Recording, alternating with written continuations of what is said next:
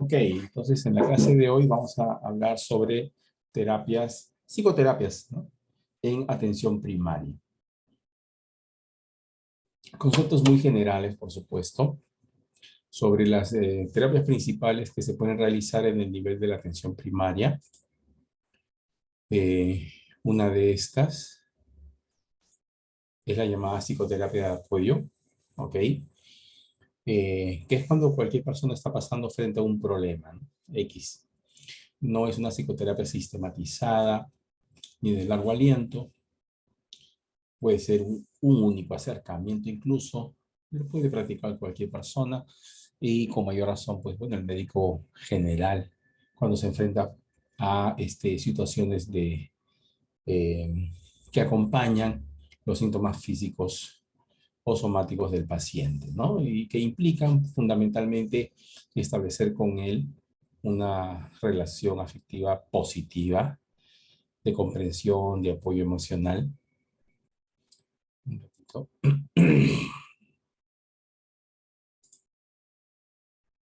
Ya. Es una psicoterapia que brinda alivio al sufrimiento moral, ¿no es cierto? Cuando se menciona alivio sintomático se refiere al sufrimiento moral. No está orientada a los trastornos mentales o de comportamiento, sino al sufrimiento, pero que forma parte de la normalidad, ¿ya? Está orientada a la solución de los estresores actuales en la forma de sugerencias, a veces indicaciones directivas, ¿no? O recomendaciones, pero que principalmente busca incentivar los recursos de afrontamiento del paciente. Ese es el propósito realmente principal, ¿ya? Um, en esta psicoterapia, que es una forma de relación médico-paciente que acompaña a todo acto médico, y que ustedes seguramente lo han revisado pues al inicio de los cursos, seguramente como psicología médica o algo así. De lo que se trata es de que el paciente, bueno, exprese los sentimientos que rodean al malestar somático por el cual hace la consulta, ¿no? Esto seguramente se va a relacionar con algunos problemas personales, y se trata entonces de no solamente decir, bueno, vaya al psicólogo, sino atreverse a brindar alguna forma de apoyo psicológico sin ser psicólogos, sin ser médicos psiquiatras, sin ser psicoterapeutas, ¿no? Porque no se trata de una psicoterapia sistematizada, sencillamente es una forma de um, organizar esta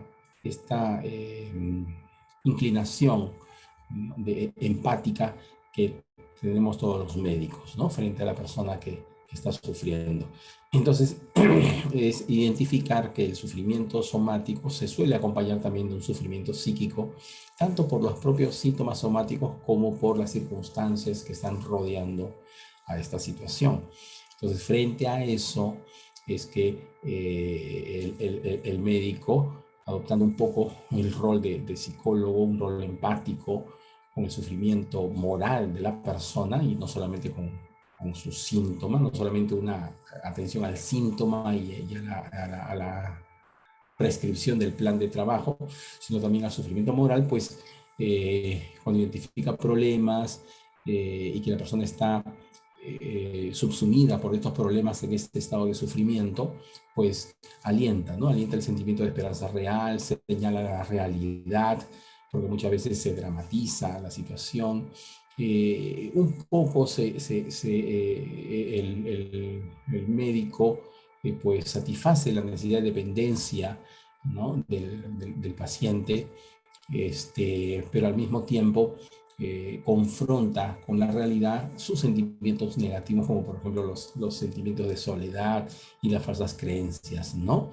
Que muchas veces le enseña además que como nuestra manera de pensar va perpetuando el sufrimiento. Entonces es importante que le ayude a identificar eso y le promueva a cortar ese círculo vicioso, así como que alienta que mantenga sus vínculos sociales, retome sus vínculos sociales, y practique algunos de los intereses a los cuales está habituado, aunque no los no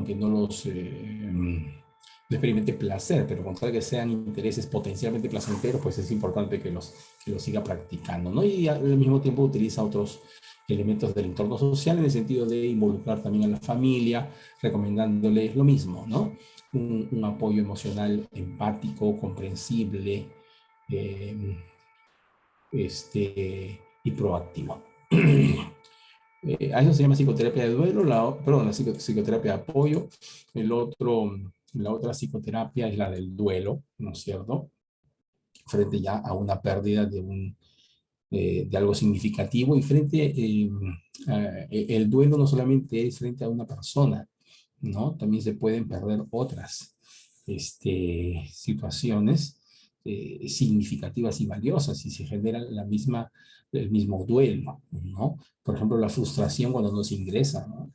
La frustración, porque sí que se pierde la expectativa que se tenía, ¿no es cierto?, de un ingreso a la universidad. Eh, Aparte de duelos por pérdida de la pareja, pero no por duelo por pérdida física, ¿no?, sino por separación de la pareja. Y así. Duelo significa afrontar una pérdida, ¿ya? Y la pérdida puede ser física o simbólica. Y puede ser de una persona, de un objeto o de una situación. ¿Ok? Entonces hay que entender, para hablar de una psicoterapia de duelo, de que el duelo pasa por estas etapas, pero no necesariamente de una manera ordenada, ¿ya? Se puede superponer. Es un modelo clásico de fases del duelo. Esto, pero es importante tenerlo en cuenta porque el propósito es que la psicoterapia va orientada a hacer avanzar esta reacción de duelo hacia la aceptación de la pérdida, ¿no? Comenzando con una resistencia a aceptar la pérdida, pasando por estas diferentes fases hasta la aceptación de la pérdida.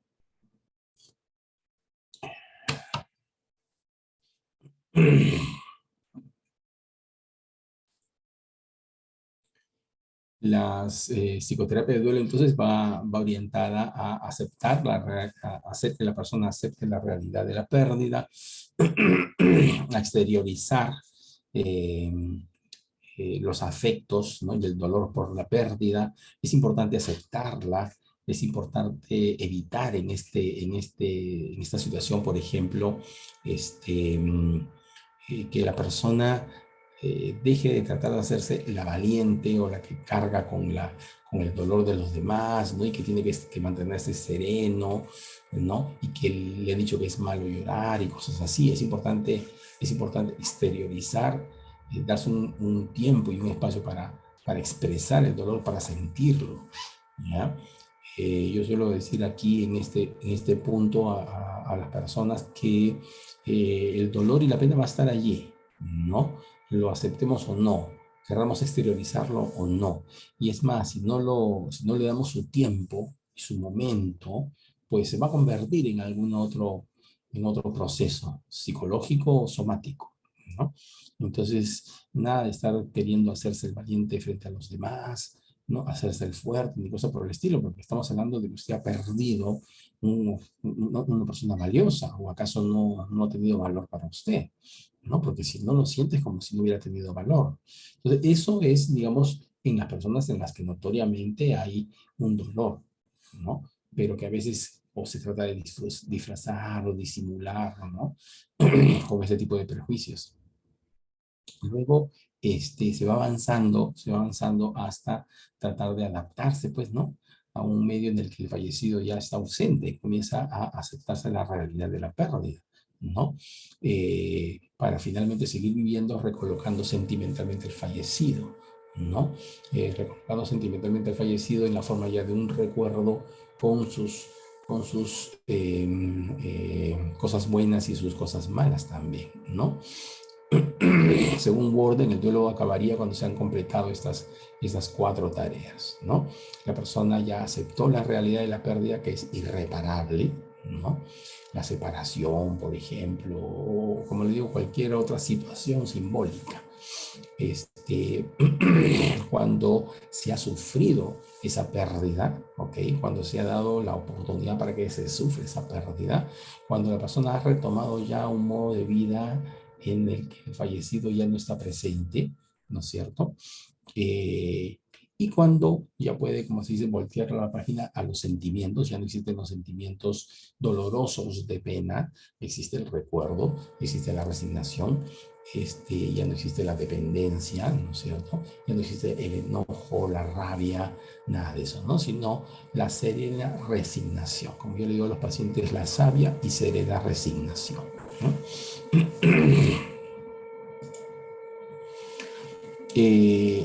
El duelo es ayudado, lógicamente, por una serie de recursos culturales, todos los procedimientos, de todos los protocolos de entierro, por ejemplo, ¿no? Misas, tiene que ver también con recursos culturales que favorecen la resolución del duelo, ¿no? Se ve, por ejemplo, cómo es mucho más difícil resolver el duelo cuando, por ejemplo, no se encuentra el cadáver, ¿no? Hay personas que han muerto ahogadas, por ejemplo, ¿no? Entonces, el hecho nomás de velatorio, que es parte de un proceso, ¿no es cierto?, cultural que favorece el duelo. Entonces, hay algunos identificadores que nos orientan a suponer que este duelo se está complicando y que por lo tanto es conveniente ya derivarlo a un psicoterapeuta, ¿no?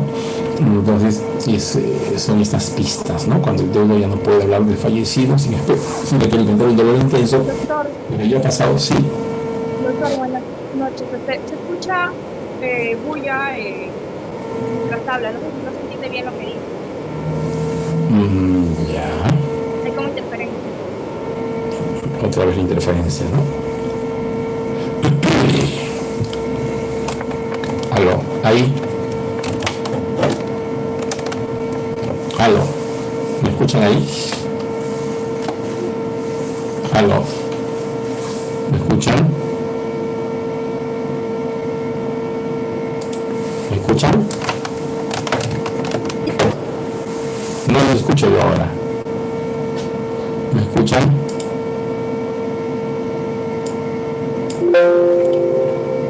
A ver. ¿Me escuchan?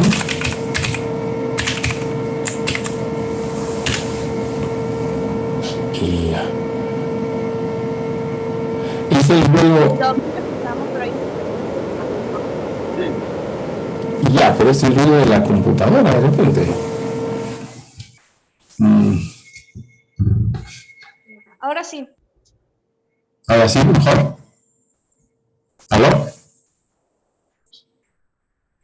Ya, ok. Bien. A ver, lo que he hecho es un movimiento acá, un ratito.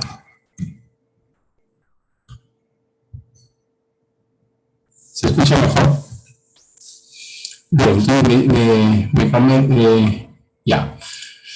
Entonces, algunas pistas que nos llevan a pensar de que este duelo no está evolucionando de manera favorable, es que el duelo no puede hablar del fallecido sin experimentar un dolor intenso y reciente, ¿no? O una descarga emocional por algún recuerdo relacionado con el fallecido, o el no quererse despojar de posesiones materiales, o a veces también cambios radicales en el sentido en el estilo de vida, como si la tristeza no apareciera, ¿no es cierto? Y la persona hace un giro radical, ¿no?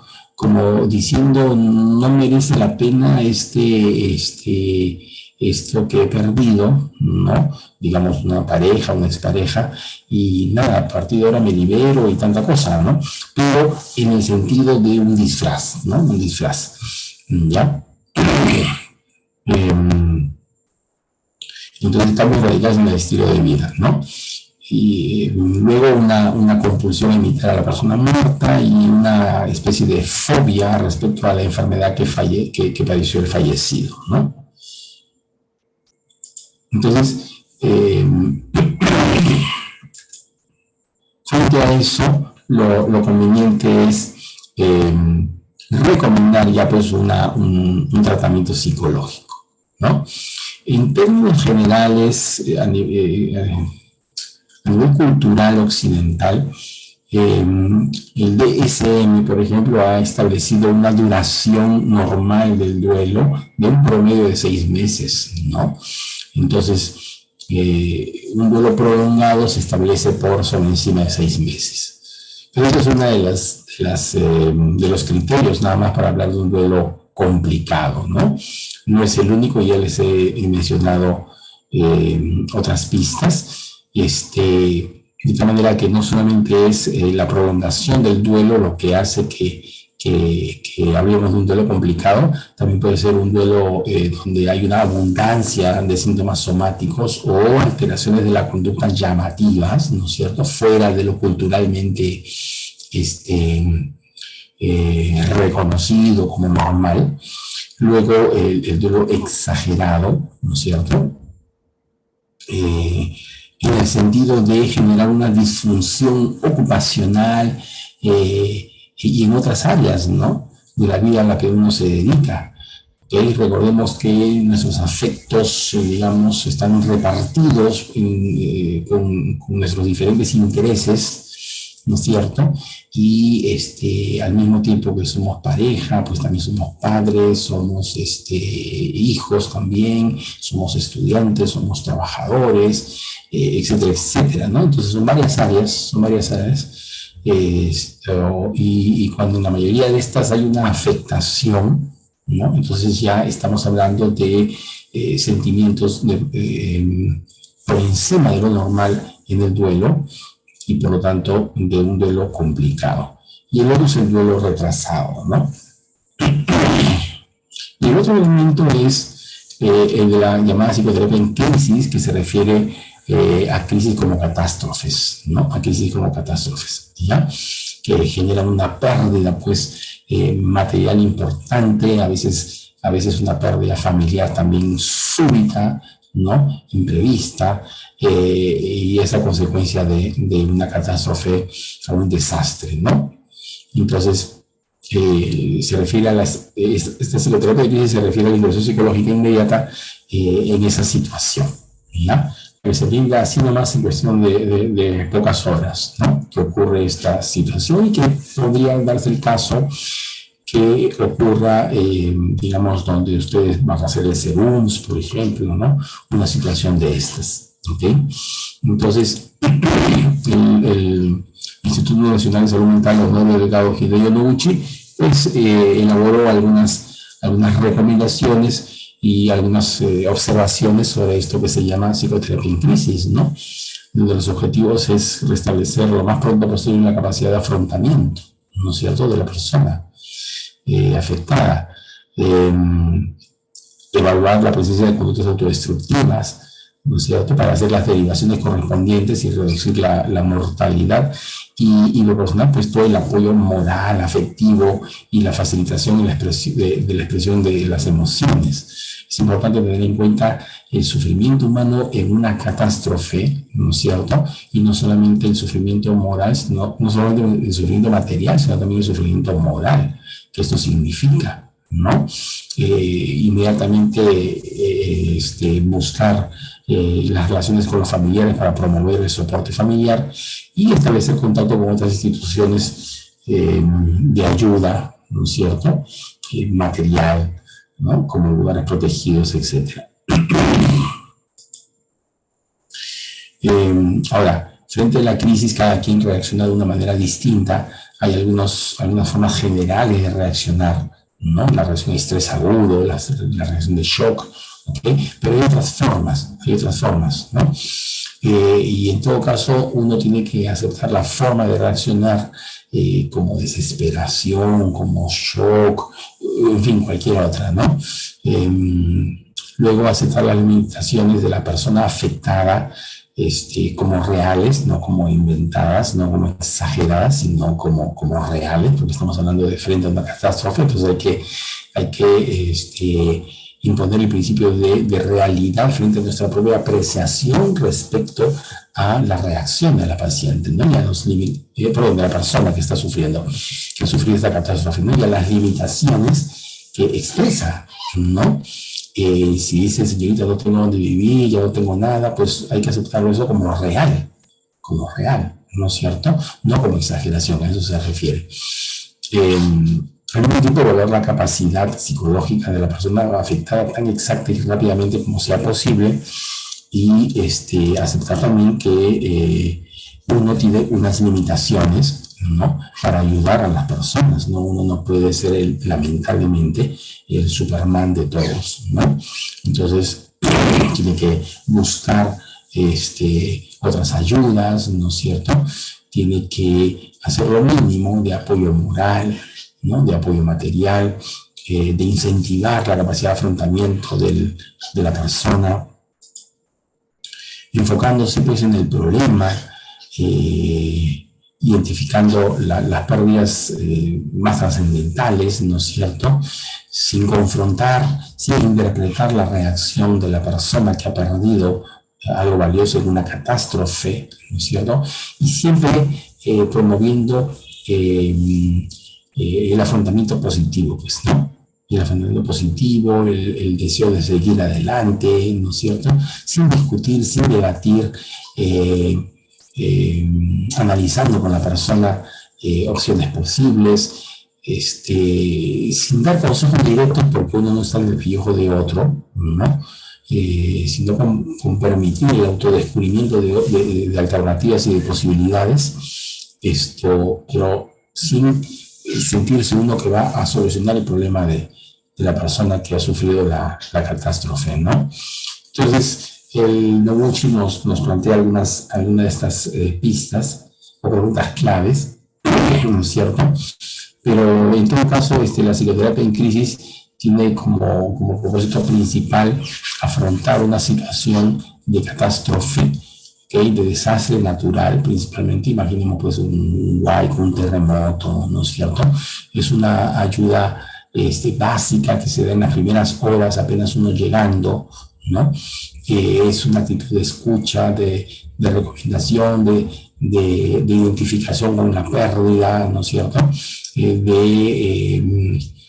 Tratar de incentivar la actitud proactiva, positiva, de buscar vincular a la persona con otros familiares y con otras instituciones de ayuda, ¿no? Aceptar la realidad pues, de la magnitud de la pérdida que nos expresa esta persona, ¿no es cierto? Y sin cuestionarla, sin criticarla, ¿no? Sin considerarla exagerada ni cosas por el estilo,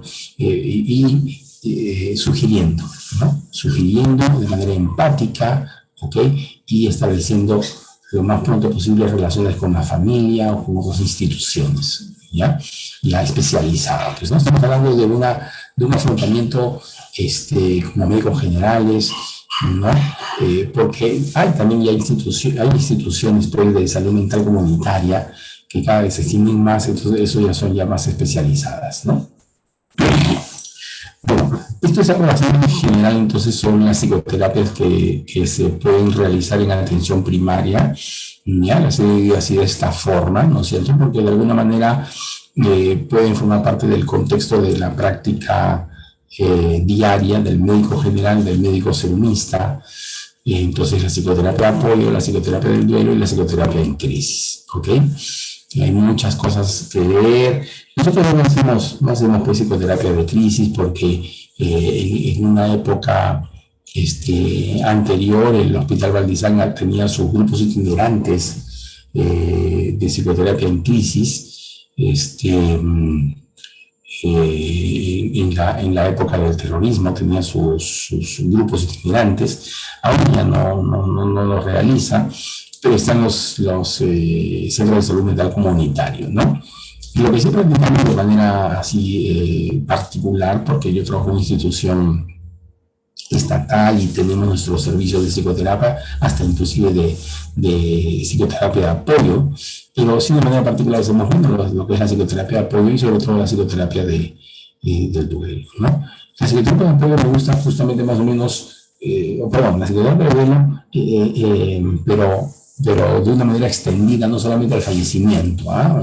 Mucho yo lo que hago es convertir este, la situación de la persona, ¿no? En una situación de pérdida. O sea, generalmente el sufrimiento en la forma de tristeza se refiere a una pérdida, ¿no? Simbólica, la pérdida de un sueño, la pérdida de un proyecto y trabajarlo como duelo, ¿no? Entonces, la experiencia de duelo no solamente se puede trabajar frente a la pérdida de un ser querido, sino también frente a alguna pérdida simbólica, ¿no? Si ustedes pueden entender que el sufrimiento de una persona pasa por alguna pérdida de algo valioso para él, ¿no? O ella, entonces trabajenlo como psicoterapia de duelo y es un buen resultado. Y muchas veces el resultado es con algo tan simple como desestigmatizar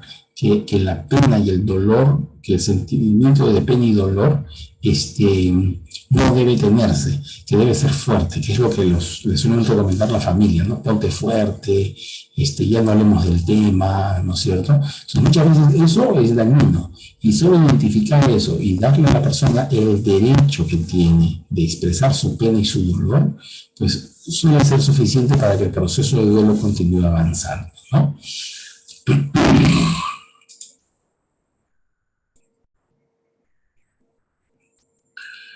No es necesario la verdad, ¿eh? Salvo que la persona pues quiera hacerlo por su propia iniciativa, ¿no? No, porque un contacto cercano, ¿no? Excesivamente cercano puede motivar, digamos, ya una forma de dependencia, ¿no? De lo que se trata es de expresarlo y solo a menos que la misma persona se acerque a uno y desee hacerlo, ¿no? Pero no es, digamos, la, la actitud común y corriente del profesional, la de acercarse eh, a este tipo de manifestación, ¿no?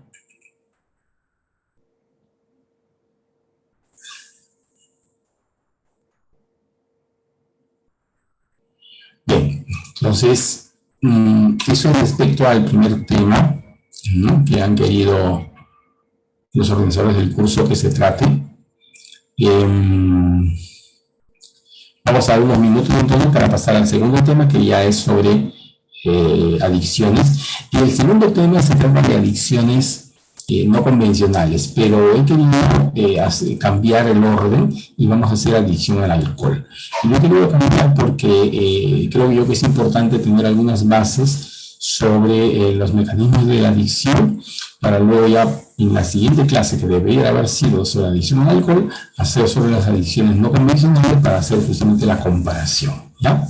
Entonces la clase que viene, dentro de 10 minutos, vamos a hacer un pequeño receso de 10 minutos, va a ser sobre adicción al alcohol, ¿ok? Entonces vamos a... Ok, Está claro, ¿no? Ya, vamos a hacer un receso de 10 minutos, ¿ya? Ok, doctor, una cosa, no llegué a recibir el correo con la diapositiva. Ah, pero qué raro, porque yo sí... Bueno, voy a volver a cerrar y lo voy a enviarlo, no hay problema. A ver, un ratito. Ok, gracias. A ver.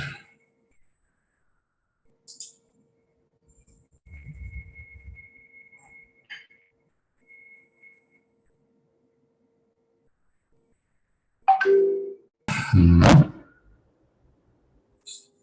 Entonces, bueno, yo soy un experto en el tema, no soy psicoterapeuta, ¿no? Como les mencioné, pero no he visto tampoco cuando he tenido la oportunidad de acompañar a psicoterapeutas el uso habitual del abrazo.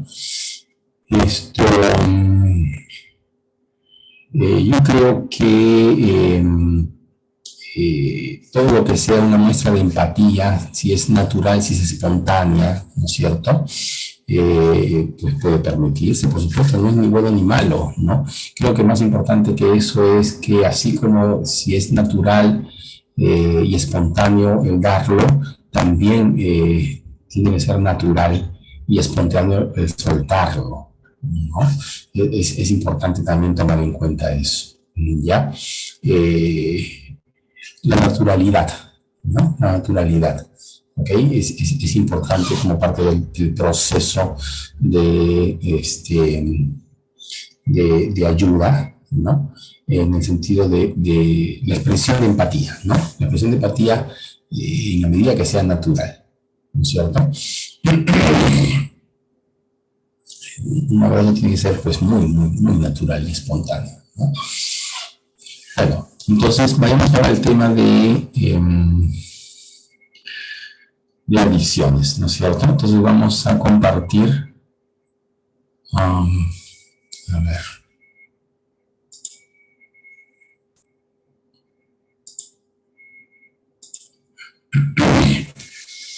A ver, les está llegando una clase 3.2. ¿Llegó?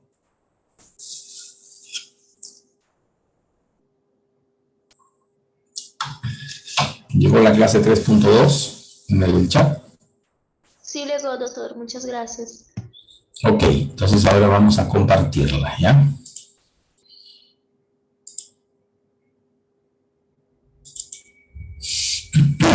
Se me escucha bien también, ¿sí? Sí.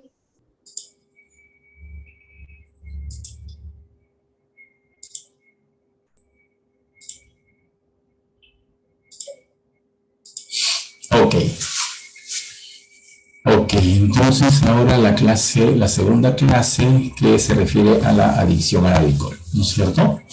En términos generales, respecto a lo que es adicción a sustancias, como principio general, pues de una u otra forma todas las sustancias psicoactivas que producen adicción, tanto las legales como las ilícitas, producen una activación directa del llamado sistema cerebral de recompensa o de refuerzo, ¿no? Luego, la conducta adictiva significa una serie de manifestaciones que reflejan que la persona sigue consumiendo la sustancia, sigue haciendo uso de la sustancia a pesar de los problemas de salud que está generando, psicológicos o somáticos, ¿no? Y el otro elemento es de que el proceso adictivo implica cambios neuroplásticos, patológicos, ¿no? Cuyos efectos sobre la conducta se reflejan justamente en la recurrencia, en la recaída y en el craving, ¿no? La apetencia que se despierta en determinadas situaciones condicionadas, ¿ok? Entonces, los cambios neuroplásticos patológicos inducidos por las sustancias son uno de los mecanismos que perpetúan justamente la conducta adictiva.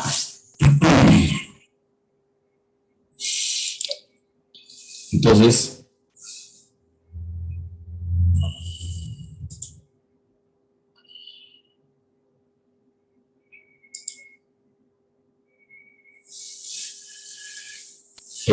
las conductas adictivas o el síndrome adictivo, ¿no? Está conformado por una serie de síntomas y características de conducta que reflejan que la persona sigue haciendo uso de esta sustancia a pesar de los problemas que le está generando, ¿ya?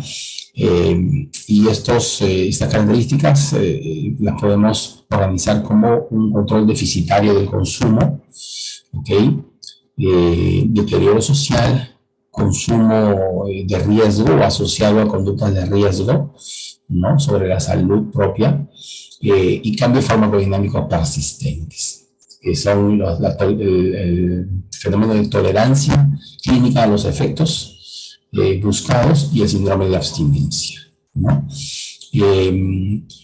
Los tres primeros, o bueno, el primero y el tercero, en todo caso, podríamos resumirlos como la conducta compulsiva de consumo, ¿no? La incapacidad de abstenerse, la incapacidad de detenerse, ¿ya?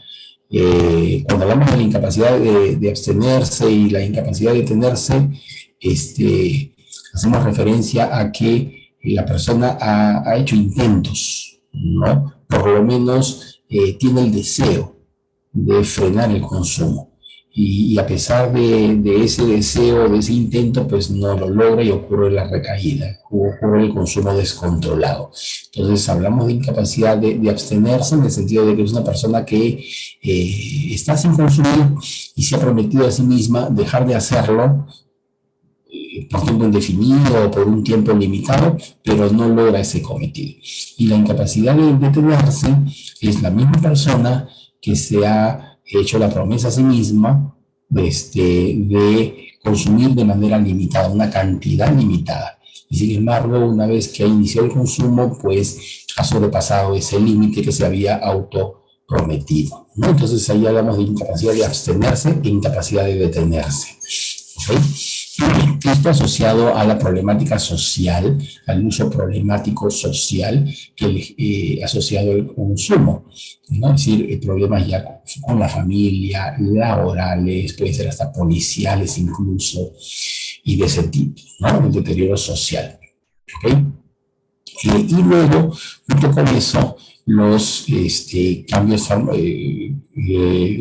una serie de características psicológicas y conductuales que hacen referencia o que reflejan cambios farmacodinámicos persistentes, ¿no? En el cerebro, como son el fenómeno de tolerancia y del síndrome de abstinencia.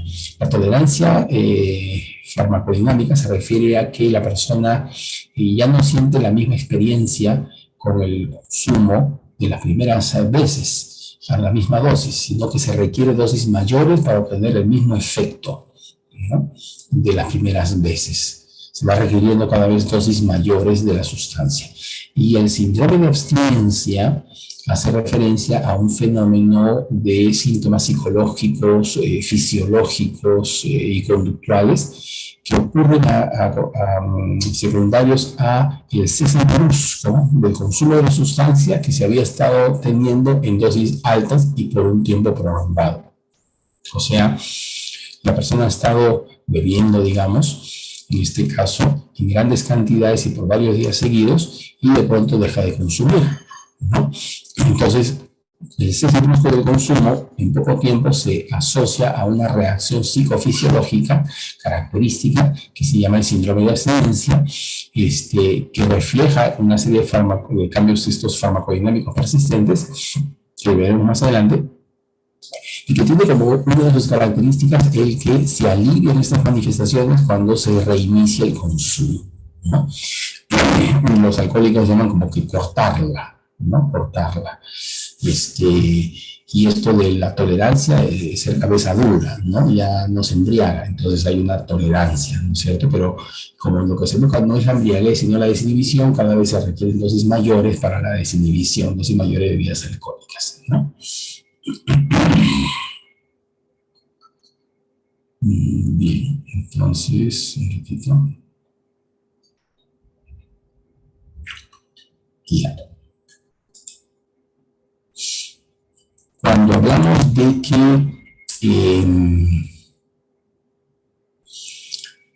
también hay como característica el que la sustancia se sigue consumiendo a pesar de que hay ya daño sobre la salud física o mental, es que tenemos que tomar en cuenta que el consumo se asocia a la inducción de diferentes trastornos mentales y del comportamiento, ¿ya? Que son los que vamos a ver a continuación. Pero me refiero a que ser alcohólico en este caso no es porque la familia considere que está tomando exageradamente para los rangos de normalidad que considera el familiar, ¿no? El criterio no lo hace el familiar. El familiar puede hablar de una sospecha, de indicios, ¿no es cierto? Pero el concepto del alcoholismo implica estas manifestaciones, incapacidad de contener, de abstenerse, de contenerse, problemas sociales, más allá de solamente la opinión contraria de la familia, daño evidente en la salud física o mental, a pesar de lo cual se sigue consumiendo, y daño físico o mental inducido por la sustancia. Y estas expresiones de cambio farmacodinámico persistentes. Entonces, respecto a lo que es daño físico o mental, viene el cuadro siguiente, ¿no es cierto? Que es que la persona continúa consumiendo a pesar de que hay, por ejemplo, en relación al consumo de bebidas alcohólicas, manifestaciones de psicosis, en intoxicación o en abstinencia, ¿no es cierto? O síntomas depresivos, en intoxicación, en abstinencia, o síntomas de ansiedad.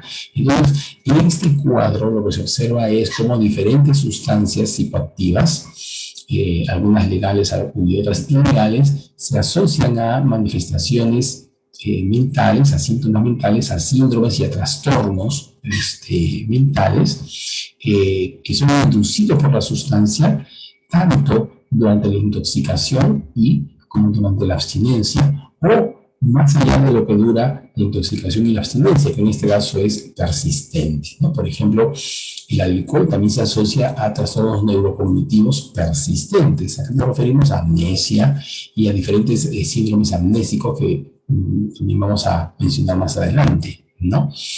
Entonces, ¿qué quiere decir? Que el alcohol produce una serie de trastornos psicopatológicos, tanto en intoxicación como en abstinencia, así como de manera persistente, es decir, los síntomas duran más allá de lo que dura la intoxicación o el síndrome de abstinencia, ¿no? Entonces, a pesar de que está presente estos síntomas, la persona continúa consumiendo. Entonces, eso es un criterio ya de adicción, ¿no? Los otros criterios son tolerancia, síndrome de abstinencia, incapacidad de detenerse, incapacidad de abstenerse.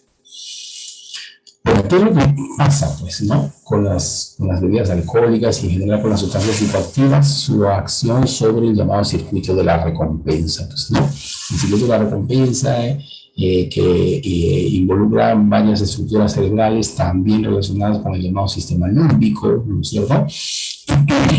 Y una de las áreas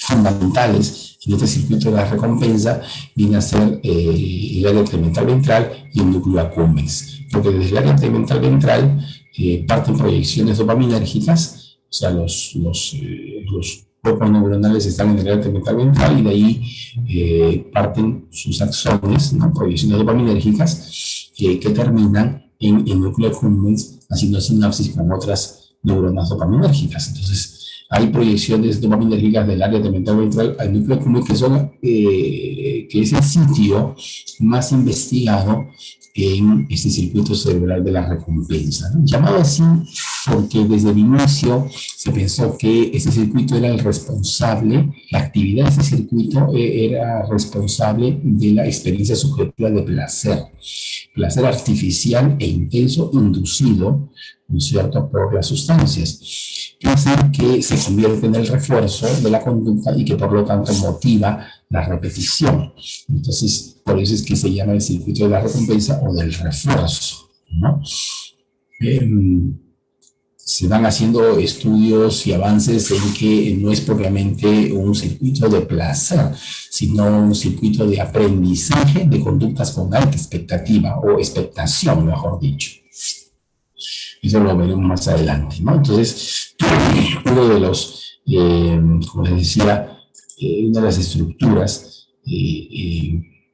más importantes involucradas, más estudiadas, mejor dicho, involucradas en el circuito de la recompensa, que implican diferentes estructuras corticales y subcorticales, es precisamente las proyecciones dopaminérgicas que parten del área tegmental ventral y van hacia el núcleo accumbens y a la corteza prefrontal, ¿no es cierto? Entonces, En términos generales, porque realmente la asociación con diferentes estructuras y circuitos de activación y de inhibición, de excitación y de inhibición es bastante compleja, en términos generales, las sustancias lo que hacen es favorecer la actividad de estas proyecciones dopaminérgicas, ¿no es cierto? Es decir, aumentar la actividad de estas proyecciones dopaminérgicas hacia el núcleo accumbens, ¿ok? Como les decía, desde el inicio se comienza a pensar de que esta actividad es responsable de que se experimente el placer, ¿no? Y que por lo tanto la conducta se repita a consecuencia de este placer experimentado por la sustancia cuando activa cuando favorece, mejor dicho, la actividad dopaminérgica en esta vía hacia el núcleo accumbens. Entonces, en el núcleo accumbens se experimenta el placer, se experimenta la gratificación, se experimenta lo que se llama el refuerzo, y eso motiva la repetición de la conducta, ¿no es cierto? Esto desde las primeras investigaciones preclínicas, es decir, en ratas de laboratorio, ¿no es cierto? En donde se estimulaba precisamente el núcleo accumbens y se veía de que la ratita, solamente la estimulación del núcleo accumbens, cada vez que apretaba una palanquita, pues continuaba y repetía y seguía apretando la palanquita, ¿no? Y luego ya se comienza a experimentar con sustancias. En fin, entonces, ¿qué pasa? Que las neuronas dopaminérgicas tienen dos tipos de actividad, ¿no? Funcional. Un primer tipo de actividad funcional, que son potenciales de acción espontáneos, ¿no? Que es la actividad autoenérgica tónica hacia el núcleo accumbens. Y las drogas, lo que hacen, en este caso el alcohol, es la de favorecer un tipo de actividad funcional que se llama de disparo de ráfaga o actividad fásica, ¿no es cierto? O sea, un sobreincremento de la actividad dopaminérgica en esa vía, ¿ok? A su vez, generado por la excitación glutamatérgica sobre esas mismas vías. El glutamato es un neurotransmisor excitatorio, o sea, lo que hace es favorecer la transmisión del potencial de acción. Entonces, lo que hace el glutamato, ¿no? Cuando llegan una serie de estímulos placenteros, pues entre comillas, y activan el tegmento pedúnculo continuo, del cual parten a su vez células glutamatérgicas, ¿no? Que liberan glutamato sobre la neurona postsináptica dopaminérgica de la red mental ventral. Lo que hace el glutamato es favorecer la transmisión del potencial de acción, y eso genera justamente potenciales de acción en ráfaga, ¿no? Potenciales de acción en ráfaga de las neuronas dopaminérgicas, ¿ok? Que se proyectan, o sea, hacia el núcleo accumbens, y esa actividad de la dopamina sobre las neuronas postsinápticas en el núcleo accumbens serían las responsables de esta experiencia de placer. Entonces, la actividad de las drogas sería a través del glutamato, ¿no es cierto? Que excita, es decir, favorece la transmisión del potencial de acción de las neuronas dopaminérgicas que parten del área tegmental ventral, ¿ok? Y que de manera natural tienen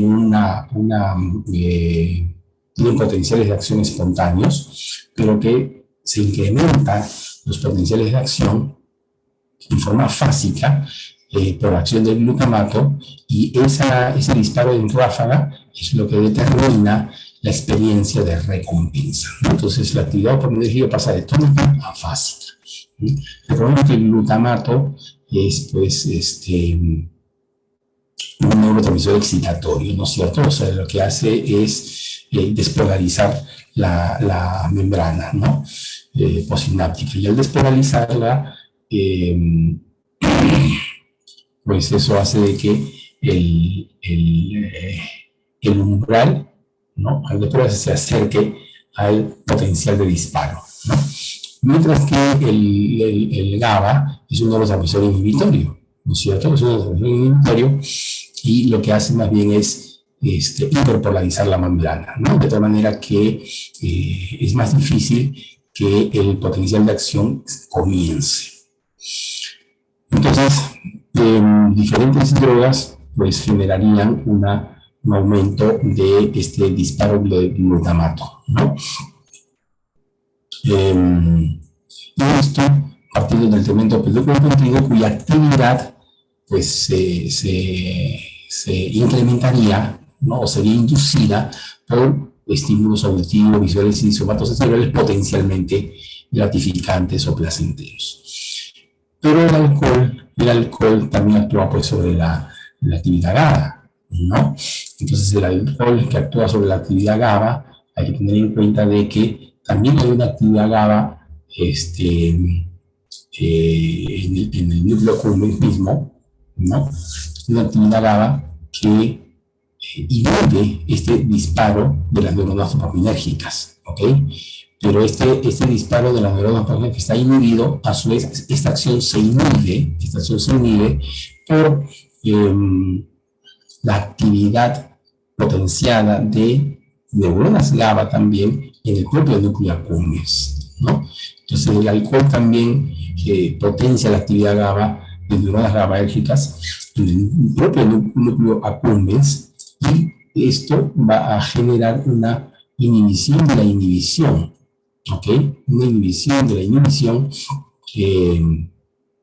del pálido ventral hacia las neuronas dopaminérgicas del área tegmental ventral, ¿no? Entonces, el alcohol también tiene esta vía de acción, ¿ok? Bien, entonces, lo que más se ha estudiado respecto a el circuito de placer viene a ser la vía final común de la descarga en ráfaga de neuronas dopaminérgicas del área tegmental ventral hacia el núcleo accumbens, ¿ya? Y esto sería, digamos, lo poco que se sabe de las redes químicas y lo muy poco que se sabe de la actividad funcional de algunos núcleos subcorticales, ¿no? Y por ello se pretende, pues, explicar, ¿no?, la base, el soporte de redes químicas y el soporte de redes funcionales para una conducta tan compleja como es la adicción, en donde hay pues varios valores y factores involucrados, ¿no?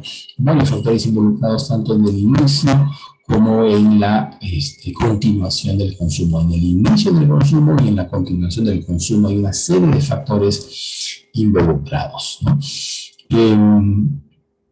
Y uno de los factores involucrados son las expectativas, ¿no es cierto? Las expectativas que tiene la propia persona respecto al primer consumo y respecto a la continuación del consumo también, entre otros factores adicionales, ¿no? Es un modelo amplio de los diferentes factores psicológicos y sociales para iniciarse en el consumo, ¿no? Con mayor énfasis en los factores psicológicos, pues, ¿no?, sociales. También se hace referencia, por supuesto, al factor biológico, ¿no? Pero está desarrollado sobre todo los factores psicológicos y los sociales, ¿okay? Y uno de los factores son las expectativas, ¿no?, que tiene la propia persona respecto al primer consumo. Entonces, sobre esta base, pues algunos estudios actuales están haciendo énfasis en que este circuito y esa red química estudiada es el soporte no de una recompensa, no de una experiencia subjetiva de recompensa en el ser humano, sino es el soporte de un refuerzo de una actividad motivada, ¿no?, con una alta expectación. Es decir, la persona repite una actividad con la cual se siente muy motivada y tiene alta expectación, y solamente el realizar esa actividad es su refuerzo, ¿no? Y se tiende a repetir ese tipo de conducta con una alta expectación cuya realización es en sí mismo el refuerzo. Y esta vía estaría implicada precisamente en la memorización en el nivel químico y en el nivel funcional de ese tipo de conducta, ¿okay? Compleja, y por lo tanto se repite, pero no por la experiencia placentera subjetiva, sino por el hecho de la expectación que tiene, y la expectación se relaciona con la expectativa o la motivación, la expectación que tiene la persona al consumir la sustancia, ¿ok? Y les digo no necesariamente con la experiencia placentera, porque muchos de los adictos, cuando se les pregunta la experiencia primera que le hizo sentir, pues no en todos los casos es una experiencia placentera, sin embargo se repite, ¿no? ¿Qué fue lo placentero? Hacerlo con los amigos, cumplir, no sé, un reto, saciar una curiosidad y cosas de ese tipo, ¿no? Después ya viene el refuerzo social, el refuerzo psicológico, una serie de variables de personalidad que entran para repetir la conducta. También cada repetición con su propia expectación, y la expectación alta sería la que estaría generando el refuerzo en sí mismo de esta conducta, ¿no? Y este refuerzo tiene como soporte metabólico esta actividad dopaminérgica, ¿no? Entonces, estudios recientes hacen referencia a que este circuito sería el circuito del aprendizaje, ¿no?, de conductas con alta motivación y expectativa. Y esto, a su vez, relacionado con la actividad neuropsiquiatra que llamamos de expectación, ¿no? La expectación es una forma de organización de la actividad cerebral al nivel, al nivel más complejo, digamos, de las redes neocorticales, que es cuando la actividad de la red que involucra todo el cerebro, los dos hemisferios, toda la corteza, tiene como nodo principal el nodo, los nodos prefrontal, ¿no? Entonces, de esa manera se organiza la actividad neuropsíquica como expectación, que es una forma de concentración con alta motivación, ¿no? La persona está atenta a realizar un acto que tiene mucho valor, ¿no?, para esta persona. A eso se le llama expectación, grosso modo. Y en esas redes de la expectación justamente está involucrado en el modelo de Perl-Ortiz-Cabanillas las neuronas dopaminérgicas, pues. Bien. Y luego tenemos ahora entonces ya de frente a lo que es el alcohol. El alcohol tiene como mecanismo una administración aguda e incrementar la liberación de dopamina en el estriado. Ya hemos dicho que sería el punto principal, ¿no es cierto?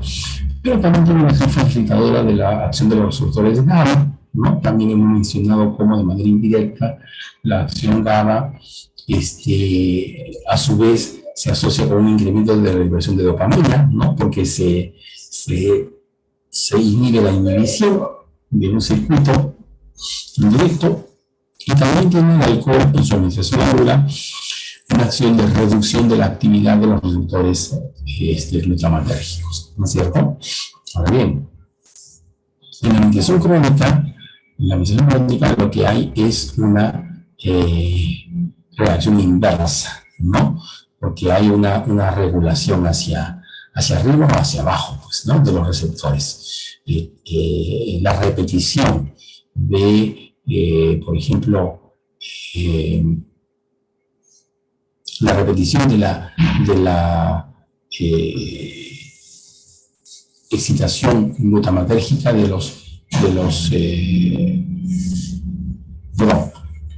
la repetición de la reducción de la actividad de los receptores mediado por el alcohol, la reducción de la actividad de los receptores que se repite una y otra vez, va a generar una reacción de adaptación de hiperfunción glutamatérgica. ¿Qué quiere decir eso? Que cuando un receptor es repetidas veces inhibido, ¿no es cierto?, entonces, mediando esto por una serie de cambios en la expresión genética, con segundos y terceros mensajeros de por medio, entonces lo que ocurre es que los receptores se incrementan en cantidad y en actividad. Los receptores de membrana posisináptica se incrementan en actividad y en cantidad. Y al contrario,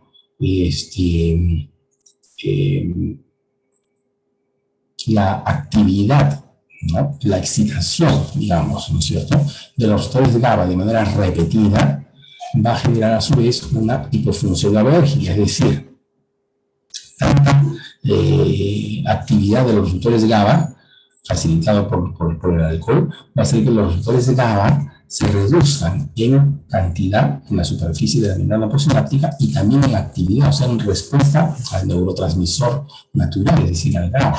¿Ok? Entonces, en la administración crónica va a ocurrir lo contrario de lo que ocurre en la administración aguda. Una hiperfunción glutamatérgica y una hipofunción GABAérgica.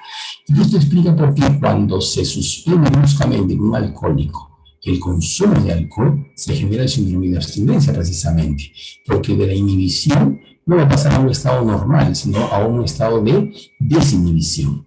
¿Ok? Y de reducción de la excitación, ¿no? No va a pasar a un estado normal, sino a un estado de hiperexcitación. Entonces, tanto la desinhibición como la hiperexcitación, la desinhibición GABAérgica como la hiperexcitación glutamatérgica son las que van a ser responsables de los síntomas asociados al síndrome de abstinencia.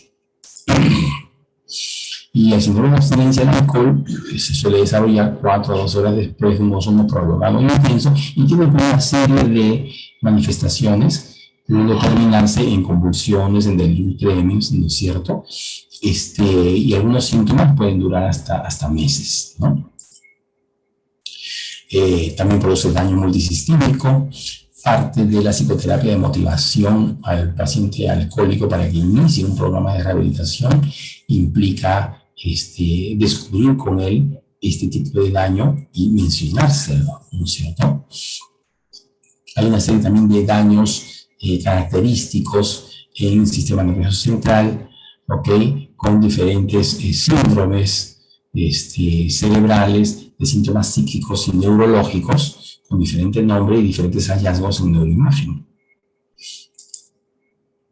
¿Cómo se desarrolla el consumo de bebidas alcohólicas? ¿No? Generalmente la primera intoxicación es hacia la adolescencia, en personas ya en alcohólicos el consumo habitual comienza a hacerse antes de los 20 años y el abuso ya empieza hacia la adolescencia tardía o mitad de la veintena y ya como trastorno grave, ya como consumo adictivo al final de la treintena, ¿no? De tal manera que el síndrome de abstinencia es raro en menores de 30 años. Y el curso, cuando es variable, se caracteriza por periodos de remisión y recaída. ¿Okay? Entonces, pasamos de un uso experimental poco a poco a el uso ya por dependencia, ¿no? Donde ya se han generado todas estas manifestaciones neuroplásticas que habíamos mencionado y ya están apareciendo tanto el daño físico, el daño cerebral y los síntomas también mentales que habíamos visto en el cuadro, del DSM-5, ¿no? Este trastorno por consumo de alcohol pues tiene una heredabilidad asociada a un 40-60% de la varianza, atribuido que ese 40-60% de la varianza se atribuye a la influencia genética, ¿no? Tiene, por supuesto, que en familiares de primer grado,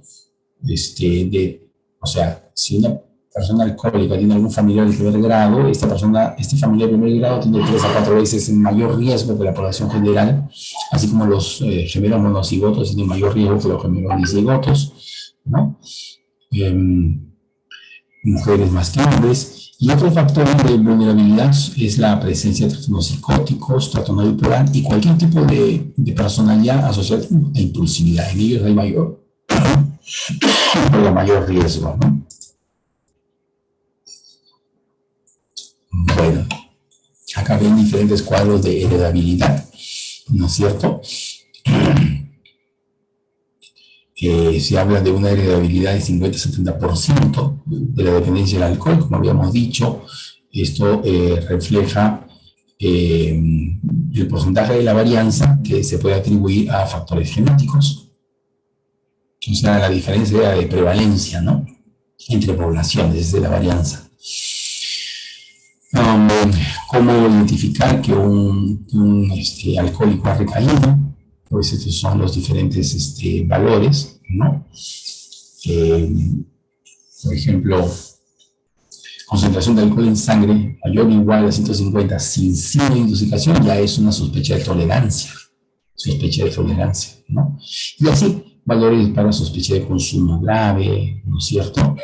Ok. Sospecha de consumo grave, sospecha de daño hepático también.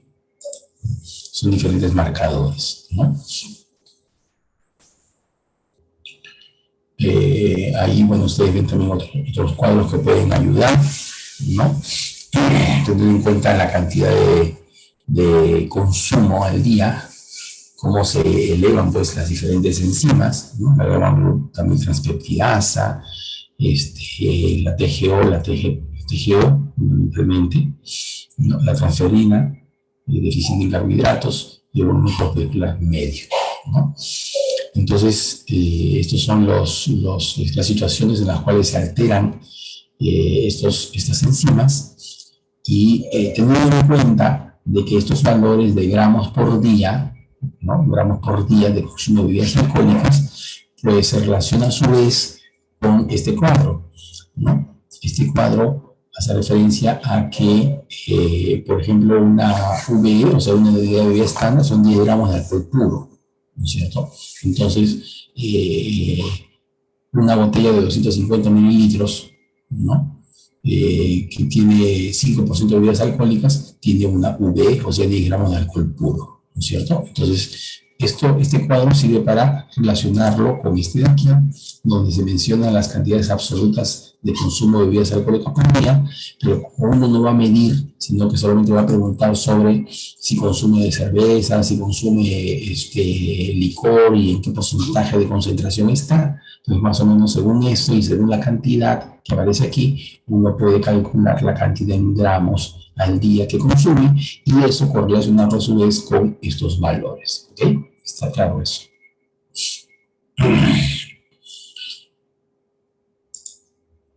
Luego también tenemos lógicamente las manifestaciones clínicas, ¿no? De la dependencia, ¿no? La ataxia, pues ya la ocurrencia de hepatomegalia, hemorroides, el insomnio, el incremento de la grasa mamaria, la disfunción eréctil, etcétera, ¿no? Que son ya manifestaciones de adicción, o sea, de consumo crónico de bebidas alcohólicas, ¿no? En términos generales, el tratamiento es buscando la comorbilidad siempre, ¿ya? Es un tratamiento que generalmente va de la mano con otras especialidades por el daño multisistémico que tiene. No olvidar manejar la comorbilidad. Luego, lo primero que se trata es el síndrome de abstinencia. Y es más, hay que tratar el síndrome de abstinencia antes de diagnosticar la comorbilidad, porque el síndrome de abstinencia va a enmascarar o va a confundir. Entonces, mejor tratar el síndrome de abstinencia y luego buscar la comorbilidad.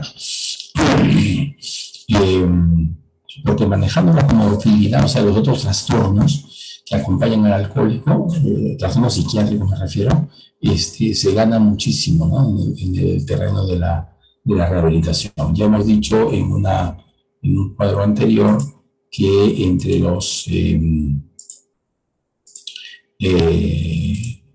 trastornos generalmente relacionados con bebidas alcohólicas tenemos los trastornos psicóticos, los trastornos bipolares y los trastornos de la personalidad asociados con impulsividad. Entonces hay que tratar estas comorbilidades como parte del tratamiento de la rehabilitación del consumo de bebidas alcohólicas, ¿no?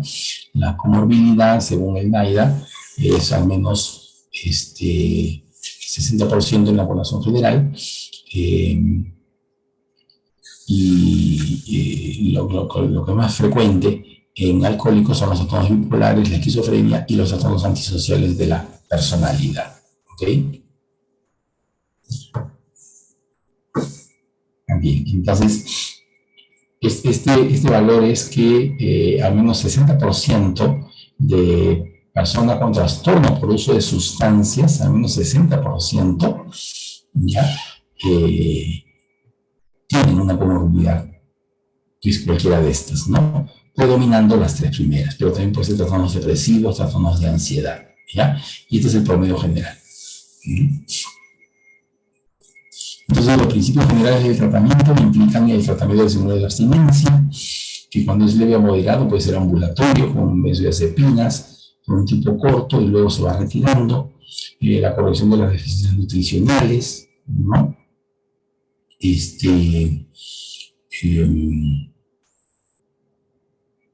Muchas veces pues, se asocia a hipoglicemia y se dan entonces soluciones glucosadas junto con tiamina intramuscular, ¿no? Para prevenir el síndrome de Wernicke-Korsakoff. Es importante que no demos soluciones glucosadas antes de utilizar la tiamina, o sea, primero utilizamos la tiamina y luego ya las soluciones glucosadas, ¿no? Para resolver la hipoglicemia, porque si se da soluciones glucosadas sin haber utilizado tiamina, se corre el riesgo de precipitar el síndrome de Wernicke-Korsakoff. Para manejar la abstinencia viene el tratamiento de la prevención de recaídas. Y el tratamiento de la prevención de recaídas, pues no hay un tratamiento específico, ¿no? Pero naltrexona, que está aprobado por la FDA, que inicialmente se ha utilizado para prevenir la recaída en la adicción a opiáceos, también se puede utilizar para el alcoholismo, ¿no? Es un antagonista a los receptores opioides. Y respecto, esto para complementar lo que se decía respecto a la actividad química implicada en la adicción. Hemos hablado bastante de la dopamina, el glutamato y el GABA, pero los opioides endógenos también están involucrados en la experiencia, eso sí, de refuerzo, en la experiencia de placer. Y por lo visto, esta experiencia de placer está involucrada pues, en las adicciones de todas maneras. Y la naltrexona, que es un bloqueador de los receptores opioides endógenos, pues lo que va a hacer justamente es reducir esa experiencia de placer, con lo cual pues va a reducir el refuerzo por el placer inducido por alcohol. Por lo tanto, se utiliza la naltrexona, 50 miligramos vía oral por día, y hasta por 6 meses puede utilizarse, es lo máximo que se ha ensayado, no hay pruebas de que pueda ser más adelante, y se asocia a una reducción de la recaída en el consumo, pero como parte de un programa de rehabilitación, ¿no? Bueno, okay, eso sería entonces todo para compartirles. Lógicamente esto hay que ampliarlo, y si no tienen, díganme si tienen alguna pregunta para aclarar. Si no, para dejárselo más, lo revisan, lo amplían ustedes, ¿no es cierto? Y pues como siempre podemos resolverlo en una siguiente oportunidad. ¿Segunda pregunta en este momento? Doc, una consulta. ¿La utilización de la naltrexona es de uso crónico?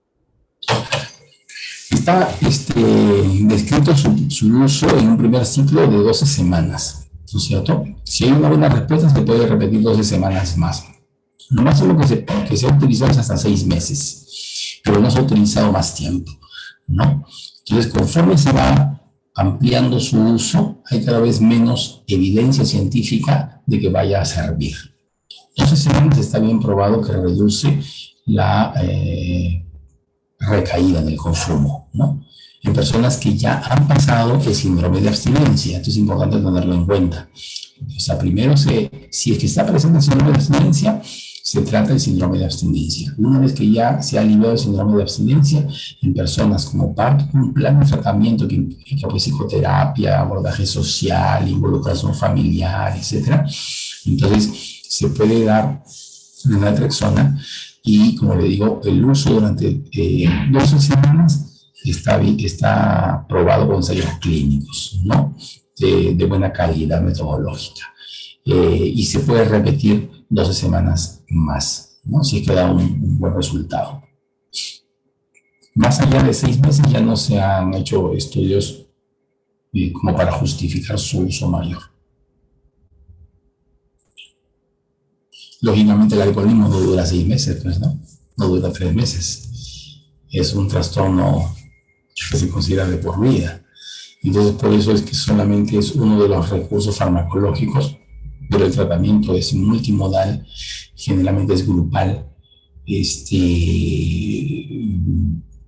Tratamiento de la comorbilidad es importante.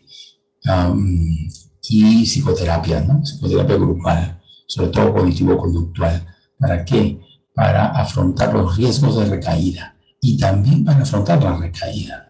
porque la recaída puede precipitar nuevas recaídas a su vez. Entonces la psicoterapia en grupo también ayuda al manejo, en grupo e individual también, ¿no? Porque en los programas institucionalizados hay psicoterapia individual y grupal. Se le ayuda al paciente a manejar la recaída.